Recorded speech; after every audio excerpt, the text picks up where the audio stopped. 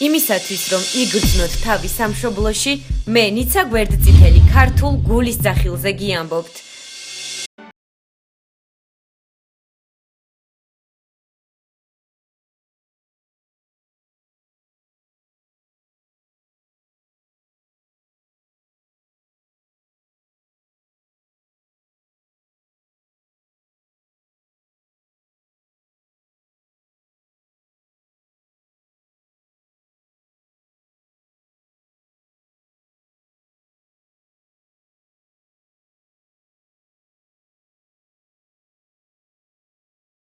ძენი თავი სამშობლოში.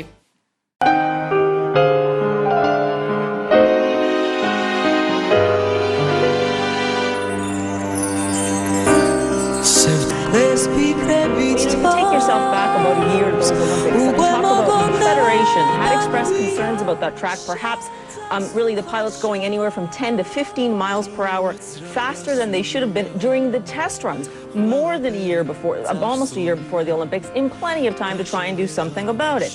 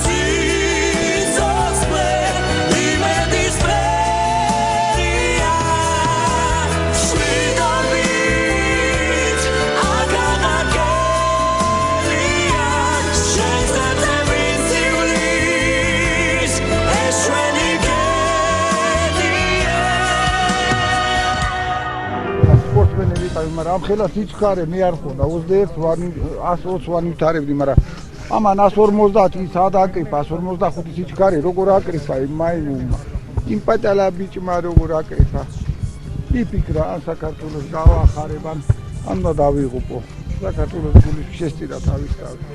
ამერიკა შეძრულია ნოდარის ტრაგიკული სიკვდილით. ჩვენ ჩამოვედით მის მშობლიურ ადგილას, რომ უკეთ გავიცნოთ მისი ოჯახი, უფრო მეტი გავიგოთ მასზე. გვაინტერესებს რისი ბრალი იყო ეს შემთხვევა, გამოცდილების ნაკლებობის თუ ტრასის გაუმართავობის. უამრავ ადამიანს აინტერესებს პასუხი ამ კითხვებზე.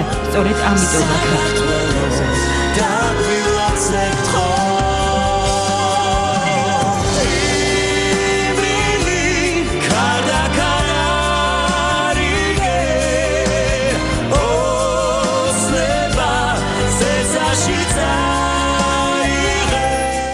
გამოკვლევა, გამოძიება რა მოხდა, როგორ მოხდა, მაგრამ ძალიან ძნელია ბრალი დადო.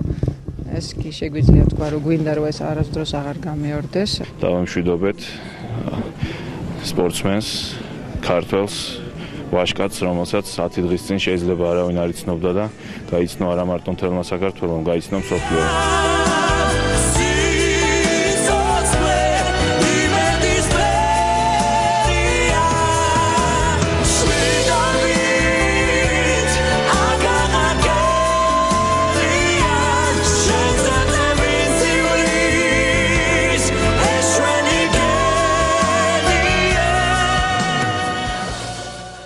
მოგესალმებით, თქვენ უყურებთ გადაცემა გულის ძახილს, მე ამ გადაცემის წამყვანი ნიცა გვერდწითელი ვარ. თქვენ შეგიძლიათ გადაცემა ნახოთ ყოველ შაბათს მედია პორტალ goga.gg.com-ზე და ასევე ყოველ კვირას 22 საათზე ტელეკომპანია თრიალეთის ეთერში. ჩვენ ვაგრძელებთ ჩვენს მოგზაურობას საქართველოს სხვადასხვა კუთხეებში და ამჯერად ვესტუმრეთ მართალია სამთო სათხილამურო კურორტ ბაკურიანს ზაფხულში, თუმცა მინდა ჩვენს მაყურებელს უთხრა, რომ ზაფხულში საკმაოდ ბევრი დამსვენებელი არის ბაკურიანში. ჩვენ ნამდვილად ვერ დავტოვებდით ბაკურიანს ისე რომ არ ვსტუმრებოდით. ყოველსათვის ძალიან საყვარელი ადამიანის ოჯახს არც ვიცი როგორ შეიძლება წარმოადგინო. მოდით პირდაპირ ვეტყვი მის ახალდაგვარს და ამით ყველაფერი ნათელი და ცხადი იქნება. ჩვენ სტუმრად ვართ ნოდარ ქუმარიტაშვილის ოჯახში. გიჩვენებთ იმ სახლს, სადაც ნოდარი გაიზარდა, გიჩვენებთ იმ ნივთებს, რომელთაც ის სარგებლობდა და მის ოჯახის წევრებთან შემოგთავაზებთ საინტერესო ინტერვიუს არ დავარქმე, უბრალოდ საუბარს, რომელიც კიდევ ერთხელ ჩვენს მაყურებელს გაახსენებს ნოდარის თავს და ვინც არ იცნობს მის ცხოვრებას ფაქტობრივად შეიძლება ითქვას, რომ უკეთ გავიგებთ, ამაზე კარგი საშუალება ჩვენ ვფიქრობ სხვა დროს არ მოგვეცემა. ასე რომ შეგვიძლია წავიდეთ, დავათვალიეროთ ნოდარის ნივთები და გავიცნოთ მისი ოჯახი. წამომყევით.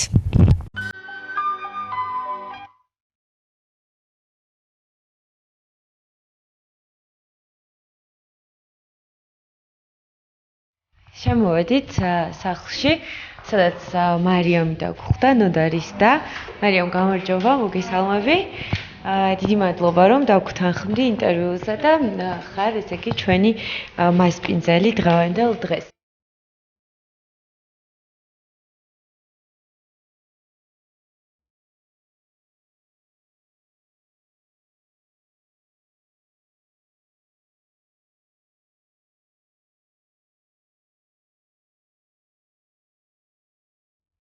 მე მინდა ჩვენს მაყურებელს გავაცნო ნოდარის და მარიამ ქუმარიტაშვილი. მარიამ მესმის რომ შენთვის არ არის თქვათ ამ თემაზე საუბარი მარტივი და ძალიან დიდი მადლობა და განსაკუთრებული მადლობა მინდა გადაგიხადო რომ ხარ ჩვენთან ერთად და ჩვენს მაყურებელს კიდევ ერთხელ შევახსენებთ ნოდარის თავს და თქვათ მოგვიყვები იმ საინტერესო ფაქტებს მის შესახებ, რომელიც ჯერჯერობით ჩვენმა მაყურებელმა არ იცის. მე ვერც დავსვამ კითხვას როგორ ხარ, ასევე მოდი პირდაპირ შევიდეთ და შენ დაიწყე საუბარი.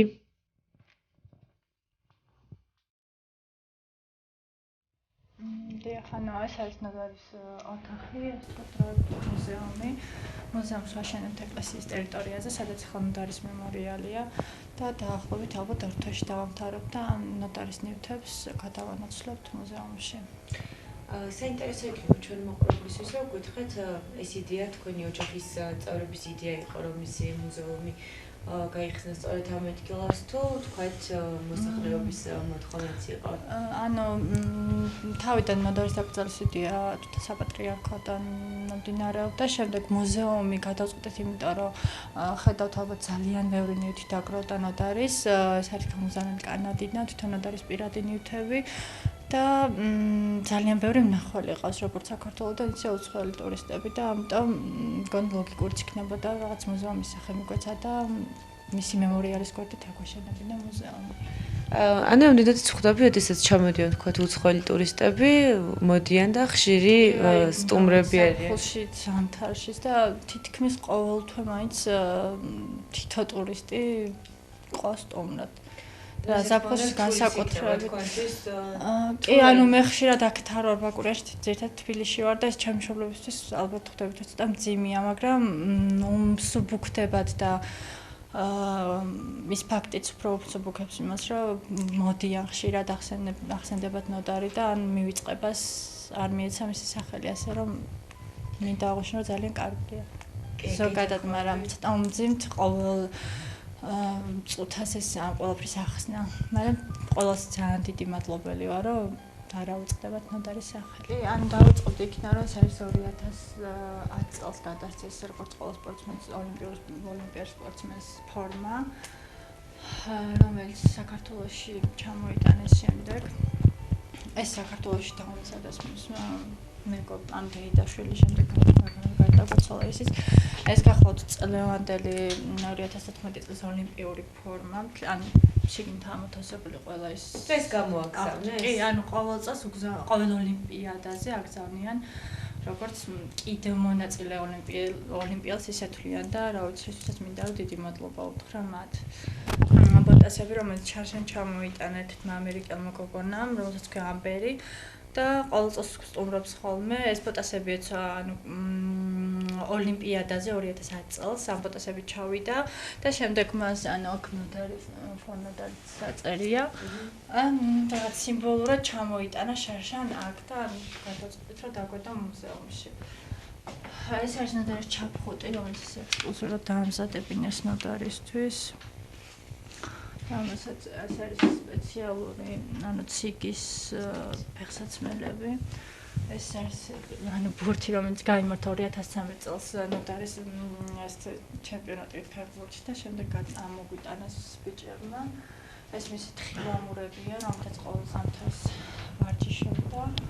ეს არის ამერიკელი მხატვრის მონკის სურათი, რომელიც თვისდები 2012 წელს იყო ჩამოსული საქართველოში და დაახლოებით არ ვიცი, მგონი 20,000 ადამიანმა მიიღო ამაში მონაწილეობა, თითოეული, როცა შორიდან არ ეტყობა, მაგრამ ახლოდან რაღაც აღნიშვნები აქვს, ზოგმა რაღაცა მიახატა ფუნჯით და რაღაც სასწაულის სურათია. ანუ ეს სპეციალურად ნოდარისთვის არის დახატული. კი და უკანაც ხელმოწერები აქვს, ან ძალიან მუზეუმში მე ესე განათავსებთ, რომ ყველანაირად იქნება. ხო, ეს ერთ-ერთ ბარჯომელმა მხატვარმა დახატა 2010 წელს და მოგვიტანა. ანუ აქ რასაც ხედავთ ზირდად ისეთ ნივთებია, ანუ ყველა ვისაც გული შესტკიოდა რაღაც ფორმით გამოხატა და მოგვაწოდა როგორც ეს ნახატი 2010 წელს ამერიკაში დახატეს, შემდეგ ჩამოგვიტანეს და რა ვიცი, აი დროებით გვაქვს აქ მოთავსებული და შემდეგ მუზეუმში რაიმად ნოდარის ბავშვობის ეს ნახატი ერთ-ერთმა ინტერნეტში დადო, დღემდე რა ვიცი გაურკვეველია მისი ვინაობა. 64-ის ფონი შექმნა, თუ არ ვწდები, ეგეც კი ვერ გავაკეთე, ხელითა ნახატი თუ კომპიუტერითაა გაკეთებული. და რა კავშირი აქვს თქვათ ამ ნოდართან? როგორ 64-ის ისაა თითქოს არის და გვერდზე იდო, ნოდარის გვერდზე იდო, მაგრამ ვინაობა მინატვირთა, საწყოდ გაურკვეველი. თქვათ ნოდარის ბავშვობის ფოტოს ხედავ აქ, ხო? ეს ნოდარის ალბომი. ალბომი საინტერესო იქნება, დავაწერე. ხო, ეს არის ნოდარის სიტყვა, პირველ კლასში ხო, როგორც აწერინება ხოლმე. ჩემს კი არ მარტრიალობთ. ნოდარი ხუმარიტაშვილი მე მინდა გამოვიდე მილიციის უფროსი. ხო, ეს მისი სურვილი იყო. მილიციის უფროსობა უნდა და გავარკვიეთ. თუმცა ეს პირველი თუმცა რაც შემდეგ აირჩია, მე მგონი ბევრად კარგი არჩევანი გააკეთა. ეს მისი პატარაობა.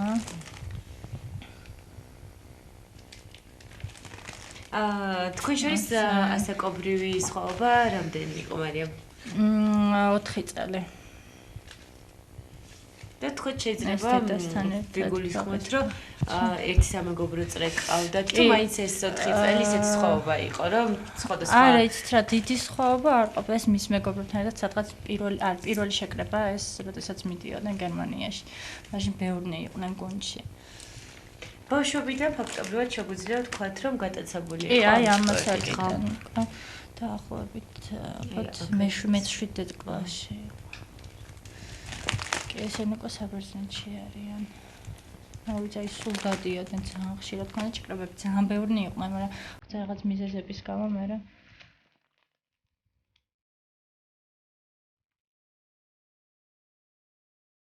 აი აქ უკვე დიდია. ბოლოს ეს ორნი დარჩნენ, ლევანი და ნოდარი. ეს მელისა ამერიკელი მომღერალი, მისი სიმღერა მიუძღვნა უკვე 2010 წელს.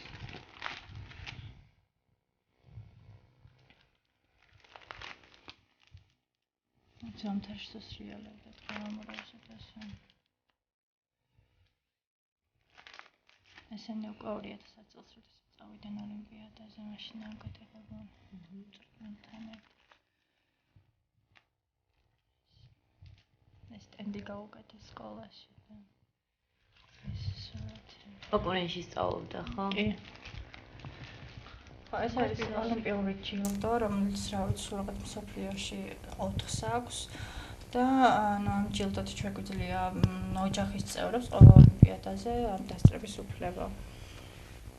ეს ჩამოუტანეს არა სამწუხაროდ არ ყოფილვართ წელს. და თქვათ დადიოდით ხოლმე, სხვადასხვა ეს ნოდარიღებულობდა მონაწილეობას. ან პირველი ოლიმპიადა იყო მისთვის და ასე რომ ფიზიკურად ფინანსები თვითონ გუნდის გარდა არავინ იყო წასული, ნოდარის გარდა და ლევანის გარდა, ასე რომ ოჯახისწორები არ წავსულათ. ხო, ეს საათია, რომელიც მის გარდაცვალების შემდეგ გამოუგზავნეს.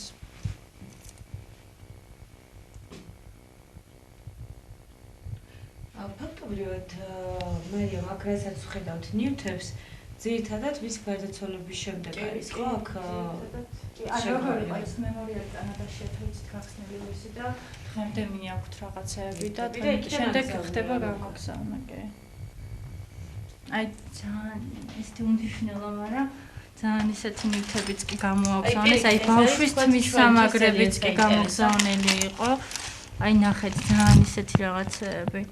მარიამ რა მინდა გითხო, ჩვენი გადაცემა ეძღვნება ქართველ ემიგრანტებს. კანადაში უამრავი ქართველი ემიგრანტი ცხოვრობს, როგორც ვიცი.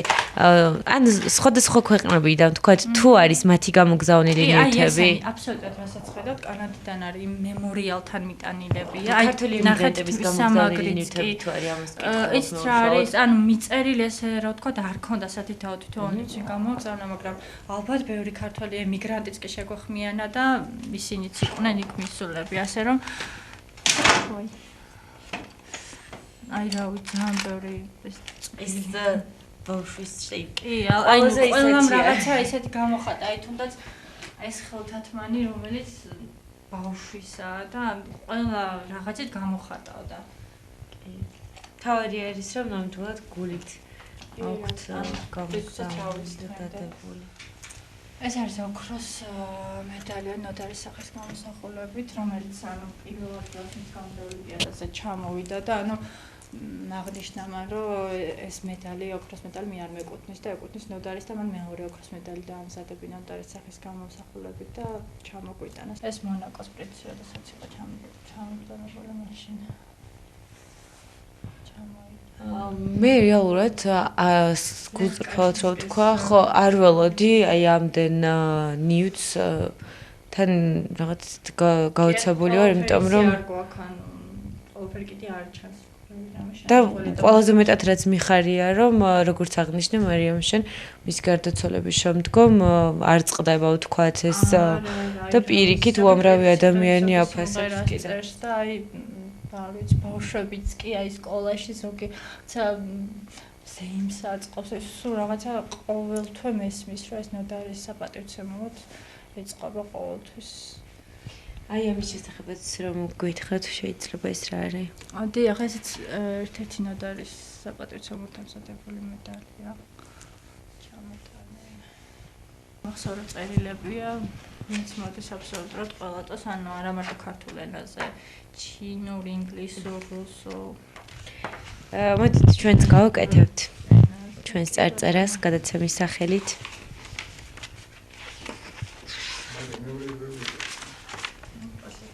აი, უცებ ჩანახადით გააკეთეს ბავშვებმა.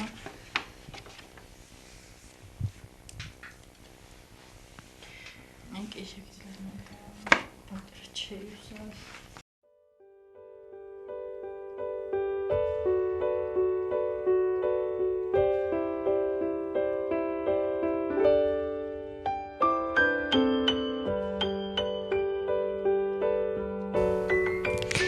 ჩვენ ჩანაწერი უკვე დავტოვეთ ჟურნალში. ახლა შეგვიძლია რომ მარიამთან ერთად გავიხსენოთ ის ბავშვობის წლები, რომელიც მარიამს და ნოდარს აქვთ ერთად გატარებული. მეტნაკლებად გიჩვენეთ ის ნივთები, რომელიც ნოდარის ძალიან უყვარდა და ნივთები, რომელიც მის გარდაცვალების შემდეგ მის ოჯახის წევრებს აჩუქეს. შემდეგ კი ჩვენ აუცილებლად წავალთ ბაკურიანის ცენტრში, სადაც არის ნოდარის საფლავი და დუმილის 1 წუთით ჩვენ მის ხსოვნას პატივს მივაქებთ. როგორც გვითხარი, უკვე 4 წელი იყო თქვენ შორის ცხოვრება და თქვენ როგორი დაძმობა გქონდათ, რამდენად კაცრი ძმა იყო ნოდარი და თქვენ უფრო მეგობრული ურთიერთობა გქონდათ?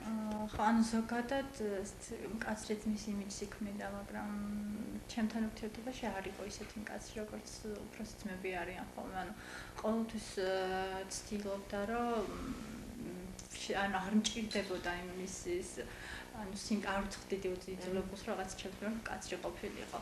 მაგრამ ყოველთვის მარიგებდა ჭკუას, აი ღრმა ბავშვობიდანაც კი რომ ახსოვს, ყოველთვის ცდილობდა რომ ესე ძალიან წყნარად, თინჯად ცდილობდა რომ დაერიგებინა ჭკუა, იმიტომ რომ მე ძალიან ცალკე ბავშვი ვიყავი და სულ ძალიან ვაწვალებდი. აი სულ თუ სახლში რამე ისეთი ჩხუბი იყო, ჩემით გამოწვეული, იმიტომ რომ არის ერთი ძალიან ისეთი ბუნების იყო, წყნარი ბუნების და მშვიდი.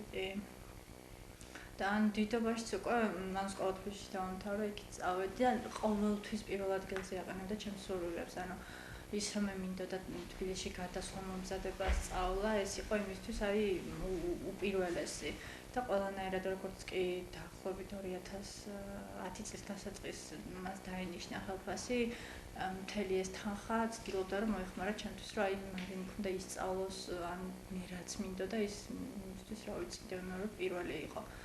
და ნოდარის მეშვეობით იყო რომ სწავლას მიუყევი ბოლომდე. ისედაც ან ყოველთვის მაკონტროლებდა, ან თბილისში თვითონ სადაც ცხოვრობდი, ძალიან სამეგობრო წრყავდა და ყოველთვის აფრთხილებდა, რომ აი მარის მიხედეთ, თვითონ სულ გასული იყო და ყოველთვის ვიცოდი, რომ იცოდა მათ თითოეული ჩემი ნაბიჯი. და რაც თავარი იყო, აი მე მენდობოდა ბოლომდე, არაფერში არ მსხვერპლობდა, თუმცა იყო რაღაც საკითხები, რაშიც მე თვითონ ვიცოდი, რომ ის ნოტარის არ ეციამოვნებოდა. ასე რომ იცი არის ძალიან ბევრი ფაქტი ვთქვათ მისი ცხოვრებიდან ვიცით, მაგრამ არ ვიცით, მე პირადად არ ვიცი და ვფიქრობ, რომ ძალიან ბევრი მომაყურებელმა არ იცის, თუ ყავდა ნოტარის თქვათ საყვარელი ადამიანი გვერდში.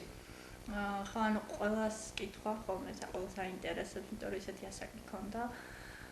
იცით რა, სერიოზულად არ ყავდა, მაგრამ რო კითხავდი ნოდარი შეყვარებული ყავს და ეს მილიონი იყო და მისი საყვარელი ერთ-ერთი ფრაზა იყო მილიონი. ნოდარი აი რაღაც რო იტყო, კითხავდი, რამდენი წიგნი გაქვს წაკითხული მილიონი, ანუ ყველაფერზე ეს პასუხობდა ხოლმე. ხო, ან სულ ისეთ გოგოების წრეში იყო ის. საქართველოს გოგოები. ხო, ანუ ესეთი ფრაზა ქონდა, თუმცა აი ბევრი გოგოები, აი გამორჩეულად ერთი შეყვარებული არ ყოლია, რა თქვა, რომ ყოველ შემთხვევაში ოჯახი თუ დარწმუნებული არ ვინმე ისეთ სერიოზულად ეყოლებოდა, ჩვენ გვეცოდინებოდა, მაგრამ თან ის ალბათ ბაკურიანში სეზონი როცა იანვარი-დეკემბერი სულ ისეთი სიტუაცია არეული და სულ გარეთი იყო, სულ ისეთი გოგოების გარემოცვაში, მეგობრების გარემოცვაში, ასე რომ ეს განსაკუთრებული არა, თუმცა სერიოზულად, თუმცა ხო, ალბათ გადაცემები მაინც ექნებოდა. ალბათ კი, როგორც ყველაფერს იმასიც. მაგალითად შეგიძლია გაიხსენო, შევიდა ნოტარის ყველაზე ისეთი კამათი, ვთქვათ, ჩხუბი, რაზე მოგსულია. ხო, ჩვენ ძირითადად რასაც ვჭყობთ, ეს იყო ტელევიზორის პულტი. ხო, იმიტომ რომ ის ყოველთვის სხვა რაღაცებს უყურებდა, მე ყოველთვის სხვა რაღაცებს უყურებდი და ან ძირითადად ეს, ან რაღაც ისეთ სერიოზული, მაგრამ აი სულ ნოტარიში და სერიოზულად აი რაღაცას აკეთებდა და ეს მე როგორც ხომცროსი არ ვიცოდი რა მეკეთებინა, სულ რაღაც ისეთი ვაწვალებდი ხოლმე და ბოლოს კი მე მამა მოვიდო და მამების გოგოები ხო იცით როგორ ისაა და აი მე ნოტარიმ დამარტყა და მე და სულ მაგაზე იყო ხოლმე ეს. მაგრამ ყველაფერში მithმობდა, ყოველთვის მიცავდა და რა ვიცი, აი შეგიძლია გაიხსენო რომ კურიოზი თქვათ რაც გადაგხდათ ერთად? კი, ან რა ვიცი, ბევრი იყო ისეთი. ან როგორი ნოდარი იყო ბავშვობიდან, ანუ ეშინოდა სულ.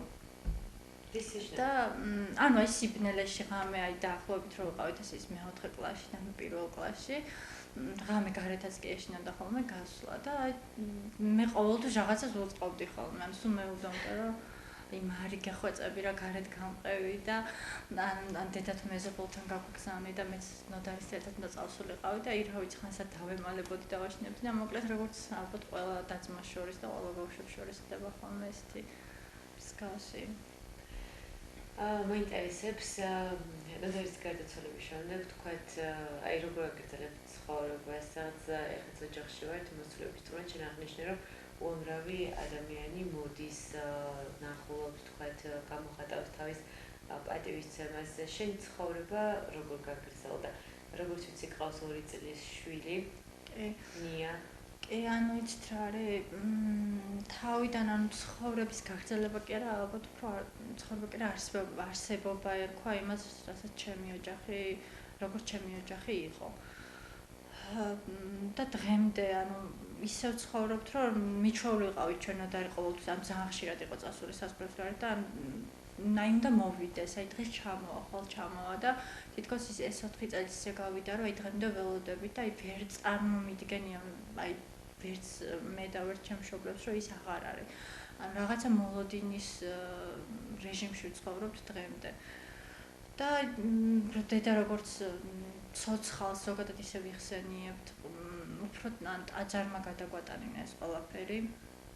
უფრო დედა ანუ სულ ტაძარშია, სულ ნოდარის ანუ სანთლებს უნთებს, საკურთხევს უკეთებს და აი ამ ყველაფერმა ამ შემდეგ მე გავთხოვდი, შემეძინა ნია, რამაც ან სულ ნიასთან არიან და ცოტა მაინც ასე თუ ისე გადაატანინა მათ. რა ვიცი, ან ძალიან ძნელი რა ვიცი, ამას თუ ცხოვრება ქვია, ალბათ ვცხოვრობთ. მე მინდა გითხრა, ისტორია გაიხსენა მტრედთან დაკავშირებით. ხო, 2010 წელი იყო სამმარტს ვარ დაბადებული, თებერვალში დაიღუპა და ჩემი დაბადების დღე იყო, ჯერ კიდევ ანუ დარის გადაცვალების პერიოდში ძალიან ბევრი ხალხი მოდიოდა. პირველ სართულზე ვიჭექით, დედა, მე, ჩვენი ნათესავები და საერთოდ იშვიათი მტრედი საერთოდ საკურიაში ძალიან იშვიათად მოდის. და სამზარეულოს მინასთან გავიგეთ რაღაცა ესეთი მოკაკუნება. და მამამ რო გააღო ფანჯარა, ისე ძალიან ასე ვთქვათ ადამიანივით, ფანჯრის გაღებისთანავე შემოვიდა სახლში მტრედი. და რაღაცა თავიდან ისეთი გაგვიკვირდა, მაგრამ ანუ არ შევშფოთით იმის გამო, რომ არ გაფრენილიყო. შემოვიდა, ანუ სამზარეულოდან გადმოინაცვლა მისაღებ ოთახში, სადაც ყველა ვიყავით, აი ძალიან ისე როგორც რა ვიცი, ფრინველს ჩვევი არც კი აფრენილა, შემოვიდა, შემდეგ საკენკი დავუყარეთ. მიირთვა საკენკი და დედას ანუ კალთაში სავარძელზე იჯდა, ჩავმან დააჯდა ფეხზე. და ეს გრძელდებოდა დაახლოებით 40 დღე, დილას აი საათებიც კი 12 საათზე მოფრინდებოდა, დაახლოებით 2 საათამდე იყო და თვითონ რა გზითაც შემოდიოდა, იმ გზითვე მიფრინავდა.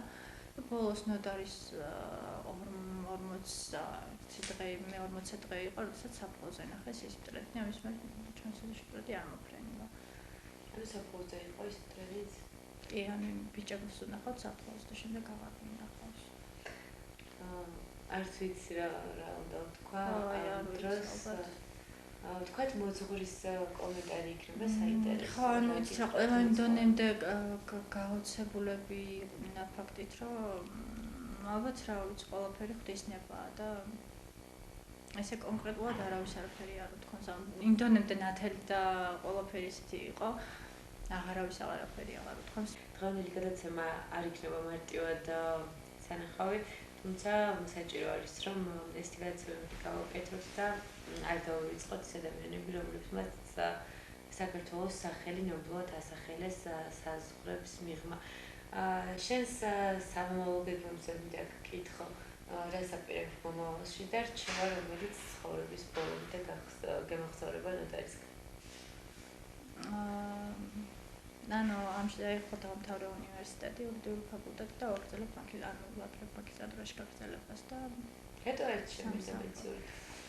ეს ძალიან ბავშვობი და საერთოდ რაღაცა ერთ-ერთი უფლესობა. თავიდან მინდა და რაღაც სამედიცინო, მაგრამ დაახლოებით ესე მე-7 კლასიდან ძალიან ისე მქონდა დაჟინებული, რომ მე იურიდისტი უნდა გავხდე, მე იურიდიულს უნდა ჩავაბარო. ძალიან ცუდ პერიოდი კი დამემთხან ნოდარის გარდაცვალა, მე როდესაც მეყოლსას ვაბარებდი, ნოდარი წელს გარდაიცვალა დაახლოებით 3 თვე მომზადე აბიტურიენტობის ეს პერიოდი მქონდა. აღარ ვაპირებდი ჩაბარებას, მაგრამ იმდენემდე უნდა ნოდარის რომ მე მესწავლა, რომ ალბათ ის სტიმული უფრო და უფრო მეტად მომეცა და ჩავაბარე. და სამომავლოდ თქვათ აპირებ თბილისში ცხოვრების გაგრძელებას. კი, ანუ იქ მოხს ოჯახი, იქ ვცხოვრობ. ანუ აპირებ სექტემბრიდან მუშაობის დაწყებას და სწავლის გაგრძელებას. და რჩევა, რომელიც არასდროს არ დაგავიწყდება და გქონდა რაღაც ცხოვრებაში გადაწყვეტილება რომ უნდა მიიღო და ყოველთვის გახსენდება ხოლმე ნოდარის სიტყვები. ან ნოდარი რომ ამ რასაც ამბობდა ზოგადად, მაგრამ ჩემი მიმართულებით ეს იყო ან გოგოს არაფერი არ დაუშავოთ, ყველას მაგას ეუბნებოდა, გოგოს თუ რამის გაკეთება უნდა, ყოველთვის ყველაფერს გააკეთებს.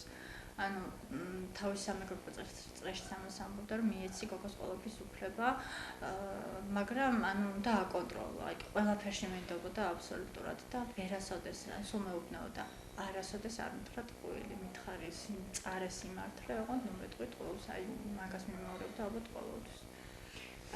აქ ორი კითხვა, შენს ოჯახსა და შენს მეუღლეზე რომ მოგვიყო, თქვათ ეს სიყვარული დაიწყო მას შემდეგ, რაც ნოდარი გარდაიცვალა თუ იცნობდა ნოდარი შენს მეუღლეს? კი, ნოდარი იცნობდა, იმიტომ რომ ჩემს მეუღლესა და ჩემს ოჯახს 30 წლიანი ურთიერთობა აქვს. ასე ვთქვათ, ჩემი დეიდაშვილის ნათლიები არიან. ჩემი ქმრის ოჯახი, ანუ მამა. და ეს ბავშვობიდან ვიცნობთ ერთმანეთს, თუმცა ის რიგაში სწავლობდა ის ბოლო პერიოდი, რაც მე სტუდენტი გავხდი, ანუ ფაქტურად არ ხვდებოდით ერთმანეთს, ანუ ურთიერთობა არ გქონია. და მან ჩვენი ურთიერთობის დაწყება მოხდა ნოდარის გარდაცვალების შემდეგ, ის ჩამოფრინდა რიგიდან, დაამთავრა მაგისტრატურა და მე მოხდა ჩვენი შეხვედრა, ანუ და ორი წელი ვიყავით ჩაყვარებულები. კი, ბავშვობიდან, ანუ ფაქტურად 30 წლიანი ურთიერთობა გვაქვს ოჯახები. მაგრამ მე ვთქვათ რაღაც ის პერიოდები. ხო, ანუ როდესაც ხო ის დიდი, ანუ როდესაც კოდიდები და რაღაც ჩამოყალიბებულები ვიყავით, არ გქონია ერთმანეთთან შეხება და ის ჩამოფრინდა 2011 წელს და 2 წელი გვყარდა ერთმანეთი და შემდეგ დავაქვეყნოთ. ახლა ის მუშაობს ეკონომიკის სამინისტროში, რა ვიცი, თავის მოღვაწეობა აქვს, მე ჩემი და ასე რა ვიცი. რაც შეეხება თქვენი ოჯახის სამომავლობებს უშუალოდ ნოდარისთან დაკავშირებით. შენ აღნიშნე, რომ აპირებთ მუზეუმის გახსნას. თქვათ, კიდე რას გეგმავთ, რომ მისი სახელი მე დარწმუნებული ვარ, რომ დროს გაუძლებს, თუმცა თქვენც რაღაც თქვენი წვლილი შეიტანოთ. კი. ანუ ხდედა და მამა ძირთად გადართულები არიან ამ მუზეუმის მშენებლობაზე. იქ ნახავთ, რომ ნოდარის მემორიალის ტერიტორიას, ტაძრის ტერიტორია აკეთდება, სკვერს აკეთებენ და იმავე ტერიტორიაზე იქნება ნოდარის მუზეუმი. ძირთად ამით არიან დაკავებულები, მე შემდეგ შიდა მოწყობა, როგორი ამ დიზაინი როგორ უნდა გაკეთდეს. ასევე ამ წიგნის ახლოს მომავალში წიგნის გამოშვებას ვაპირებთ და ამით არიან ჩემთვის გადართულები ამ ყველაფერზე. თუ გქონდათ ნოდარს წამთხიური, სადაც აკეთებენ ჩანაწერებს? არათლიური არ გქონია, უბრალოდ როლი აქვს, რომელშიც ყოველი ან ბოლოს რა ქონდა შეჯიბრებები, ანუ ოლიმპიადის წინ ესეთი მონახაზები აქვს გაკეთებული თითოეულ ანუ მოსახლეობაში როგორ უნდა შევიდეს, რაღაც ფსიქოლოგიური ისინი აქვს გაკეთებული, ანუ როგორი სისწრაფით, როგორი მანევრებით და მსგავსი ჩანაწერები, როგორც ეს პირადი ჩანაწერები არ გქონია. მე ვისმის, რომ ამ თემას უკვე აზრი აღარ აქვს და ამ კითხვასაც, თუმცა მაინც ჩვენი მოყოლებლისთვის იქნება საინტერესო. საბოლოოდ თქვათ რა პასუხი დაიდო, ანუ რა გამოიწვია ეს ყველაფერი, ამაზე აგო თუ არა ვინმე პასუხი, თუ აი რა ანუ პირველი დასკვნა იყო ალბათ ესეთი, რომ ნოდარის ბრალეულობა იყო გამოვლენილი, მაგრამ დიდი ამბისადობის შემდეგ ნოდარი ნათელი იყო, არანაირად არ იყო დამნაშავე. თუმცა ტრასაც ანუ ბოლო დასკვნაში ბოლომდე ანუ ტრასის ლიკვიდაცია არ მოხდა მაშინ როცა უნდა მომხდარიყო. მაგრამ ნოდარის ბრალეულობა ნათლად ჩანს რომ არ ყოფილა ამ შემთხვევაში. ანუ თქვათ არავინ არ დაასჯილა. ანუ ხო შესაბამისად არ გვიჩივლია და არც არავინ არ დაასჯილა. თუმცა რა ვიცი.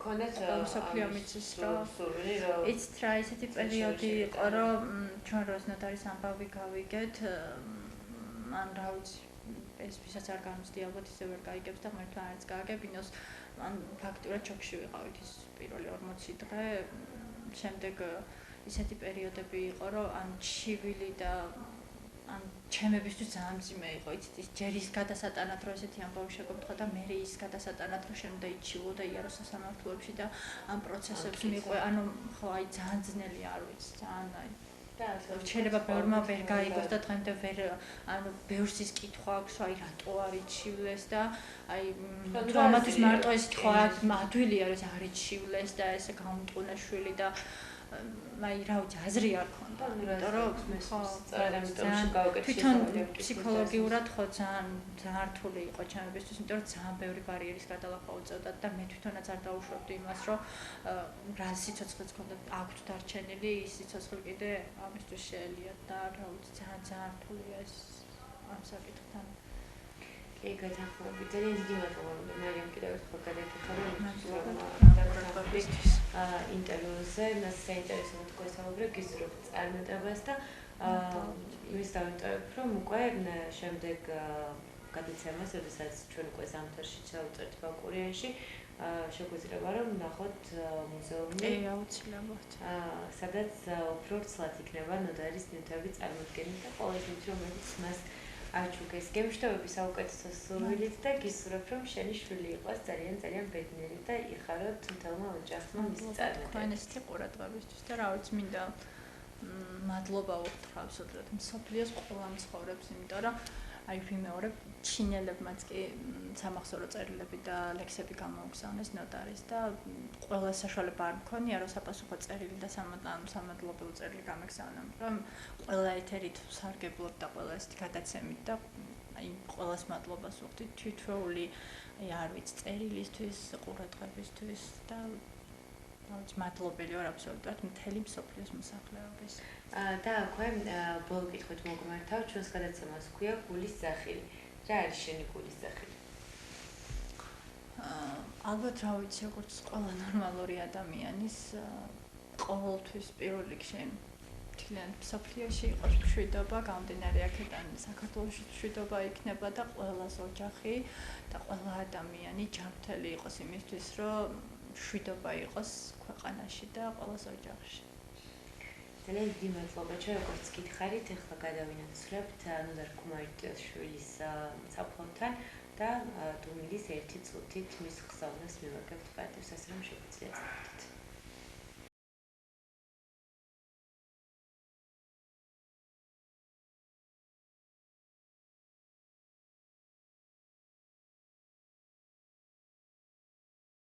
ჩვენ მოვედით ბაკურიანის ცენტრში, როგორც ნოდარის დამაღნიშნა მარიამმა, სწორედ აქ არის ნოდარ ქუმარიტაშვილის საფლავი, ჩვენ შეგვიძლია ახლა შევიდეთ მის საფლავზე და დუმილის 1 წუთით მის ხსოვნას პატივი მივაგოთ.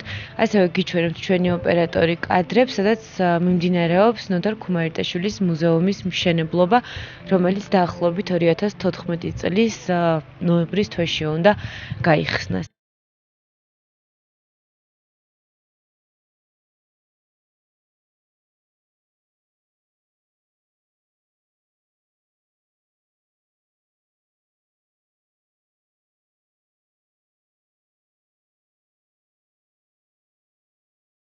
მე აქვე დაგემშვიდობებით, უბრალოდ შეგახსენებთ იმას, რომ თქვენ უყურებთ გადაცემა გულის სახილს, რომელიც ეძღვნება ქართულ ემიგრანტებს.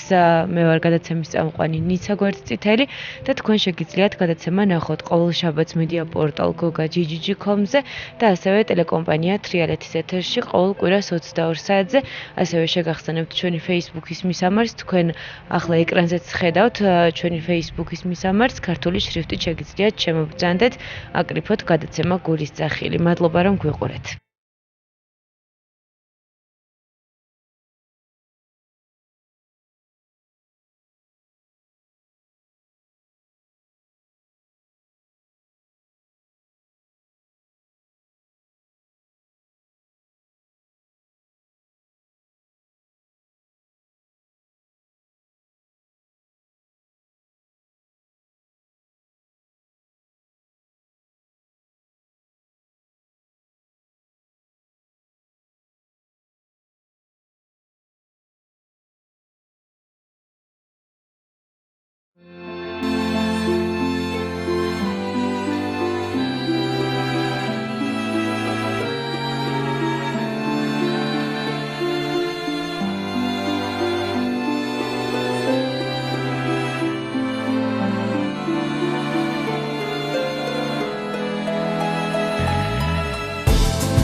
ხსენებენ და ნიშნის მოგები სიცოცხლეს სიკვდილს ჩაუქილიგებს დედა სამშობლოს სახელისათვის მტკიცედ გაუხება ხალბილიგებს შენი დაშვება გავდასვლავისას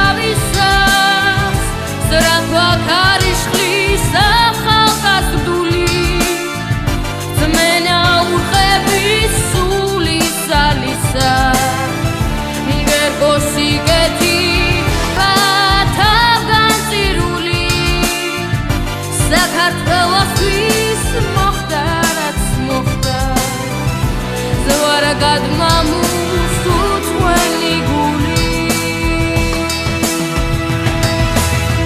ნიშანი და ხონთერად რობელთა შენი სიმაღლე ღმერთმა ინება გმირთა ხვედრია განა ყოველთა ქარაფებს შემა და შერგი